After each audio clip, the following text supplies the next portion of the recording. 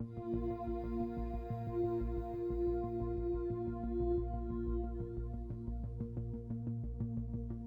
if our end goal is that alcohol advertising should be accountable to the public, then we need to be able to observe it as a first step and know what advertisers are doing. And to be able to observe it, you need platforms to be reasonably transparent. But they're not particularly transparent. So the first thing we did was go and try and figure out how easy is it to find the advertising on the major platforms in Australia.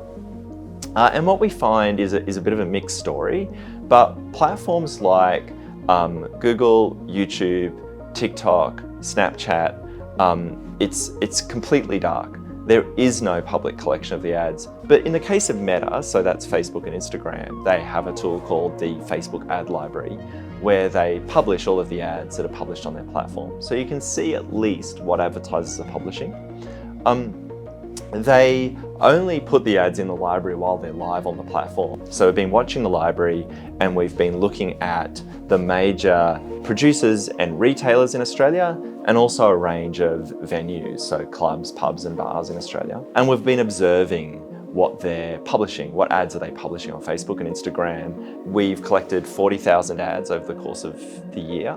And that to me is a really extensive collection. So here are 40,000 unique ads that alcohol advertisers have placed just on Facebook and Instagram in Australia in the last year. And that's just 40,000 of the retailers, producers, venues we've been monitoring. We intend to build that out and start monitoring more over the coming years. So I think we'll find even more and more of them.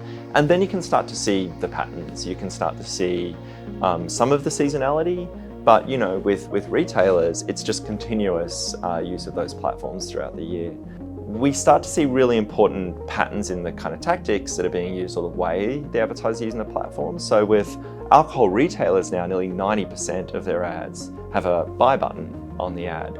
And so we really, for retailers, Facebook and Instagram are not really just advertising platforms anymore. They're fundamentally shopping platforms. And this kind of distinction between ads and retail has kind of disappeared altogether. They're the same thing.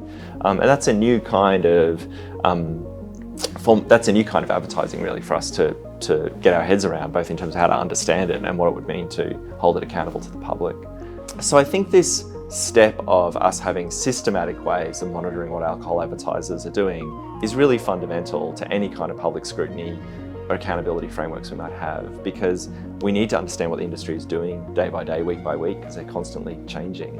And then we can begin to set norms around what's appropriate, what's not appropriate, what's harmful, how harmful is it, and so on.